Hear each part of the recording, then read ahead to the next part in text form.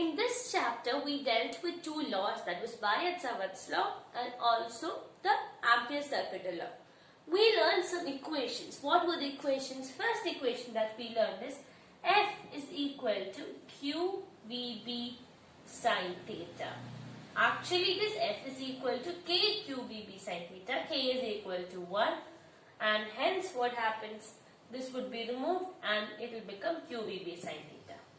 The next one that we learned was an equation for the line integral. So line integral of magnetic field, that is BdL, is equal to what? What was that definition for that? That was mu 0 times what? The current enclosed. So mu 0 I enclosed. This is another equation. We also saw an equation B is equal to what? Mu 0, or let's write B is equal to a constant K into I dL sin theta divided by R squared. So what is the value of K for this over here? The value of K is mu 0 divided by 4 pi. Am I right? So what is the value of mu 0? Actually it is mu 0 by 4 pi is equal to 10 raised to minus 7. Okay. The value given in your textbook is mu 0 is equal to 10 raised to 7 into 4 pi. Okay. So these are some equations that we learned. So I'll be revising all these equations in every part of this chapter because these equations are important for further learning. So let's get started.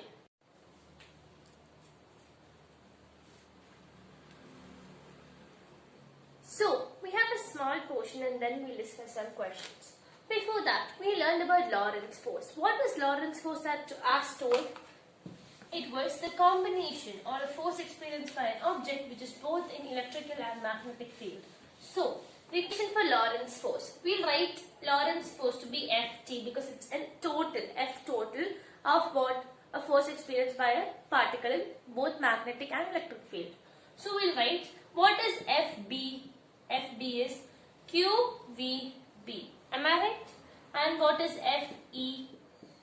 Fe is Q into E. Q into charge. Force is equal to Q. What is that? Charge into electronic charge. Okay? The number of charges in electronic charge. So let's write. So over here for both the equations, can you see something common? What is that? That is, okay, what is F total by the way? That is QVB plus QE. Am I right? Okay. Now let's write. Let's take this entity outside. Q into V cross B or VB plus E. So that is what is our F total. So our Lorentz force equation is this one. Now we'll discuss about the path travelled by a charged particle in a magnetic field. So we'll learn about the path and then we'll do problems related to what all we learned till now. So let's see.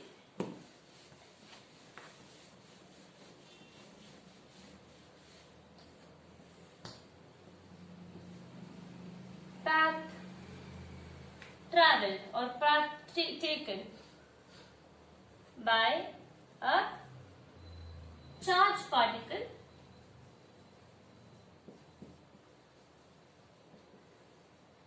in a magnetic field. Okay. So we learned that F is equal to dQ V sin theta. Am I right? And we know there's an angle between what? Both Q and V. Okay, so let's write the conditions or what all are the paths travelled. So over here, the first path travelled is when the angle between what? V and P is equal to 180 or 0. The path travelled would be a straight line.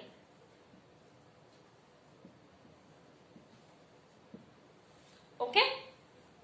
Or the second case, when the angle between V and B is equal to what? 90 degree. What would be the shape of the path? That would be circle. So it will form a circular path. Okay? Now, the third condition. Now we had the angles were of specific digits or specific values. Now let's see. The third one is the angle between V and B is at. What is an acute angle? We learned three types of angle. The angle which is lesser than 45 degree is called as acute angle. And the next one is right angle, which is 90 degree, as we all know. And greater than 90 degree is obtuse angle. Okay. So if it forms a acute angle, what kind of path would it form? It will form a helical path.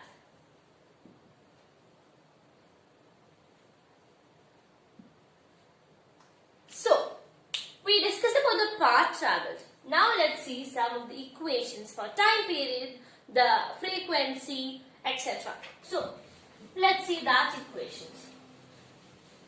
For that equation also, what we are taking is our charged particle moving through a magnetic field. Okay, it enters a magnetic field perpendicularly. So, what did we say? The charged particles. Let's name the charged particles as Q.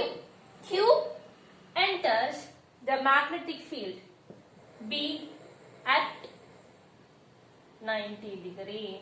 Okay. So, what are the equations that we have to learn?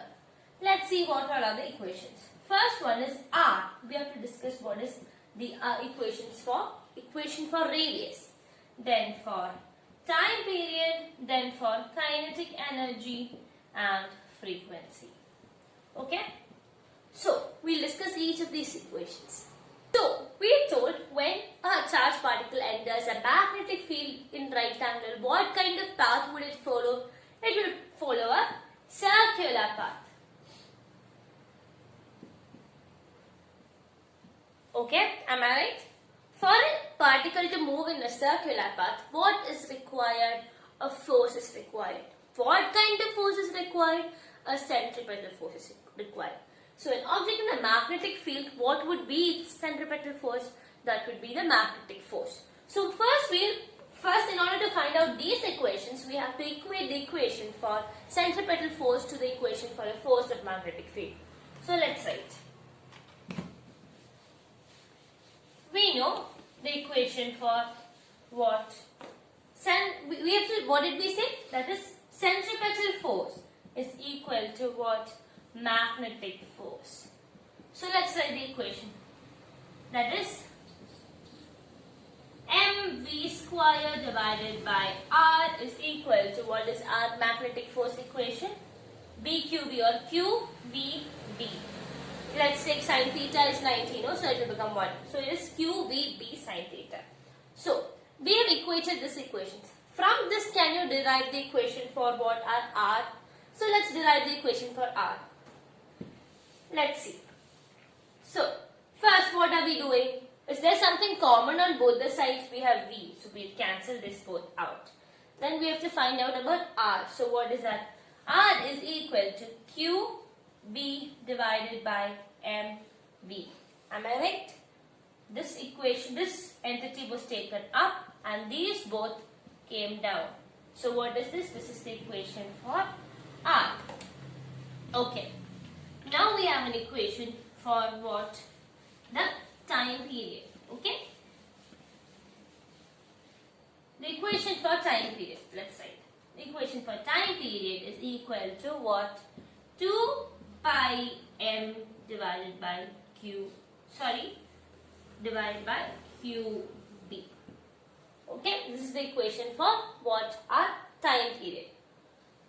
So, now if time period is equal to 2 pi m divided by qb, what is frequency? What is the relationship between time period and frequency?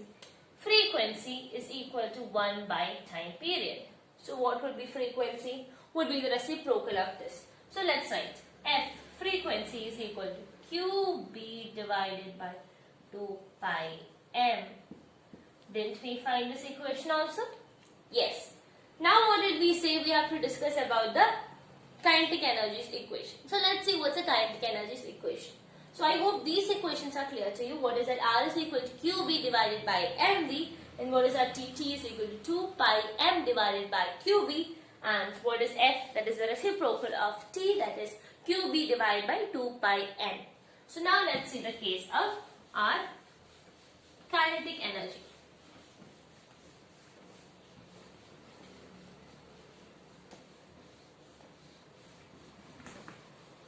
So let's write.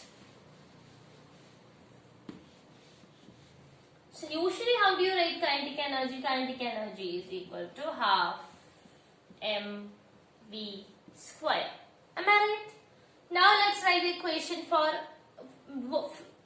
when what Q is in a magnetic field and which enters at a 90-degree angle. So kinetic energy is equal to Q square B square R square divided by 2m. This is the equation. What is that? Kinetic energy is equal to B square Q square R square divided by 2m. So I hope this is also clear to you what are equations for kinetic energy, time period and radius is. So let's write these equations alone on the board.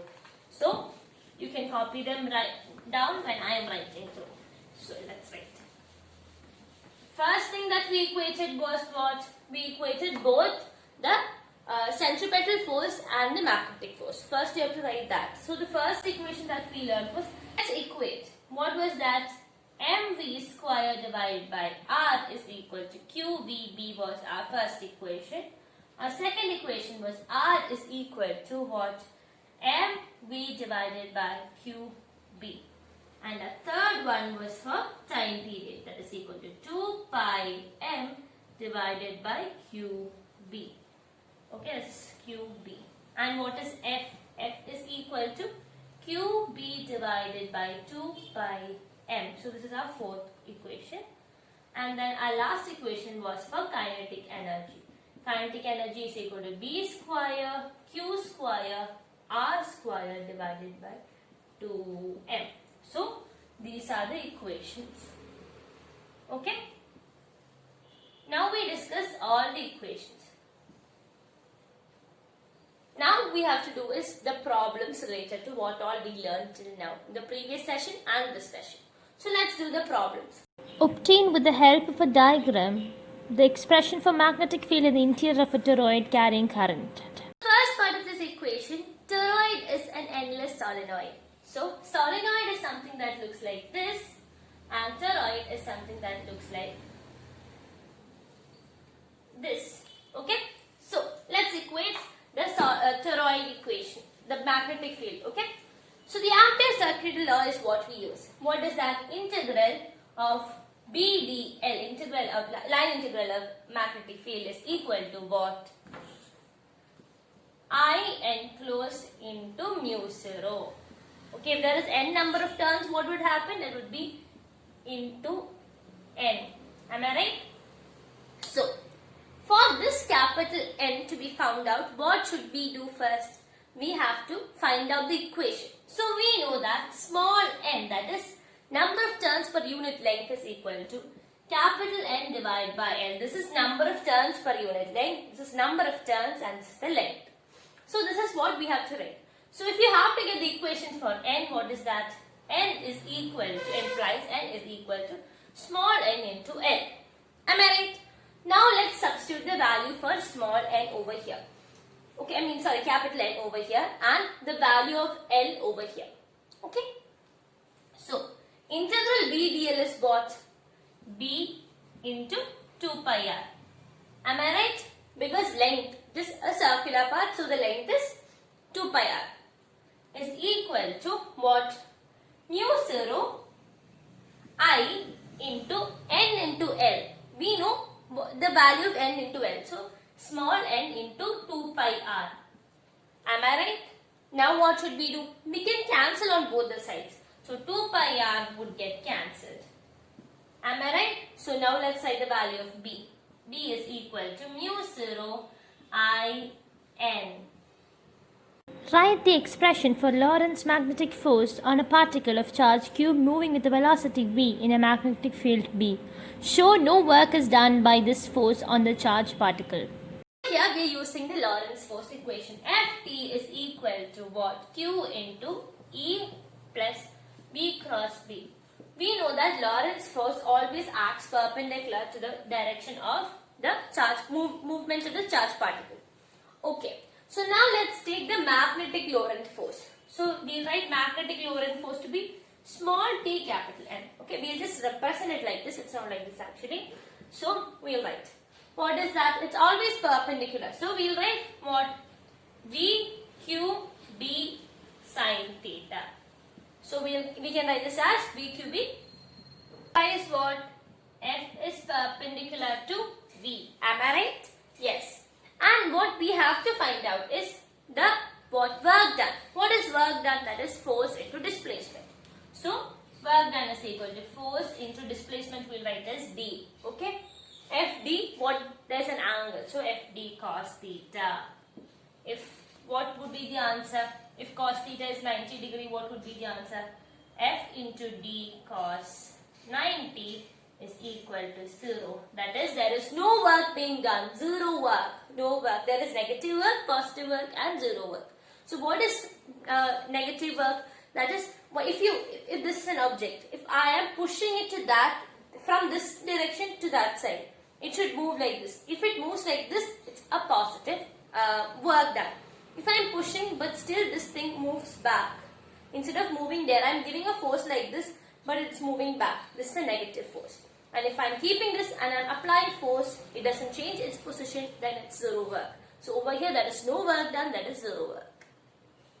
Use the expression F is equal to Q into V cross B to define the SI unit of magnetic field. Here we use the equation F is equal to QVB sine theta.